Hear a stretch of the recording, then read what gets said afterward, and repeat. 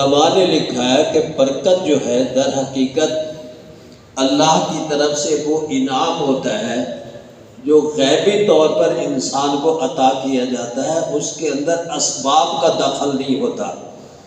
اسی لیے فرمایا، حدیث پاک میں آتا ہے، ایک صحابی نے عرض کیا کہ یا رسول اللہ، ہم کھانا کھاتے ہیں لیکن ہمارا پیٹ نہیں بھرتا، بھوک ختم نہیں ہوتی۔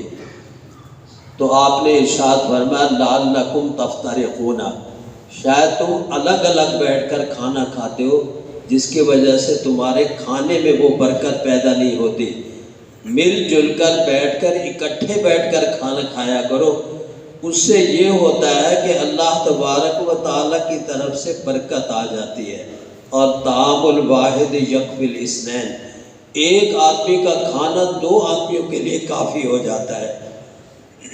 وطعام الاثنین یکفی ثلاثہ، دو آدمیوں کے کھانے سے تین آدمیوں کا پیٹ بھر جاتا ہے۔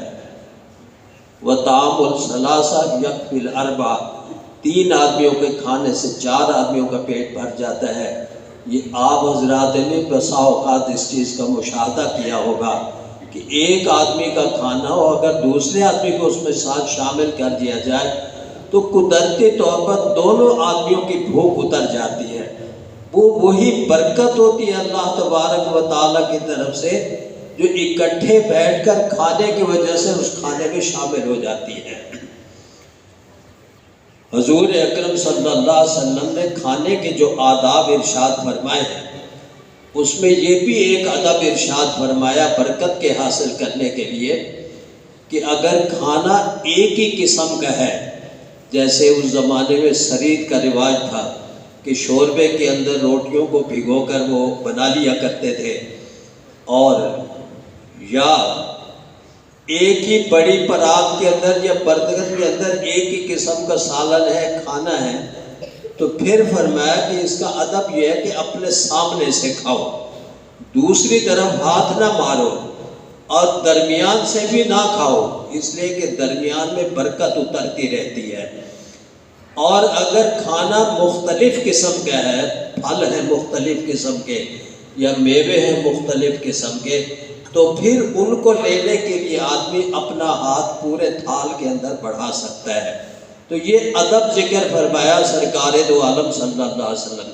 جب ہم اس ادب کی رعایت رکھتے ہوئے کھانا کھانے بیٹھیں گے، اکٹھے بیٹھیں گے، بسم اللہ پڑھ کر کھانے کو شروع کریں گے، آخر میں جا کر ہم فراغت کے بعد دعا پڑھیں گے کھانے کے ختم ہونے کی، تو وہ کھانا ہمارے لیے باعث برکت بھی ہوگا، باعث اجر و ثواب بھی ہوگا، اور پھر وہ کھانا ہماری صحت کے لیے تو مفید ثابت ہوگا۔